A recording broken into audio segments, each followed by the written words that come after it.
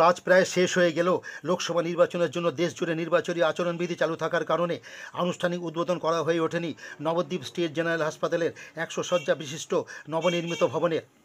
প্রাথমিক সমস্ত প্রস্তুতি সম্পূর্ণ হয়ে গেলেও চিকিৎসা পরিষেবা চালু হতে আরও কিছুদিন সময় লাগবে বলে জানা গেছে হাসপাতাল সূত্রে।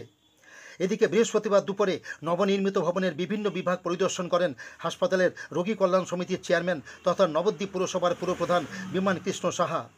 পরিষেবা চালু হলে নবদ্বীপ ও পার্শ্ববর্তী বর্ধমানের বহু মানুষ উপকৃত হবেন বলে জানান তিনি। এদিন তার সঙ্গে ছিলেন হাসপাতাল সুপার অনক বন্দ্যোপাধ্যায়, ডাক্তার বিমল হোর সহ অন্যান্য চিকিৎসক ও স্বাস্থ্যকর্মীরা।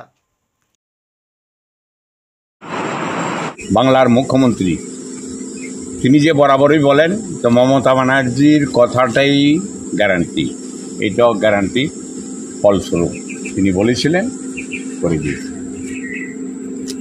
এর থেকে বড় গ্যারান্টি নাই।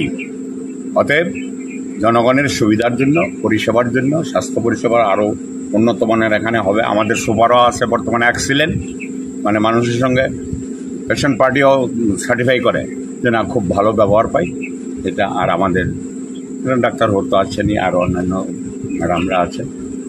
এভরিওয়ান ইজ মানে কোঅপারেটিভ। দ্যাটস ওয়াই তো খুব বিরাট কাজ হয়েছে।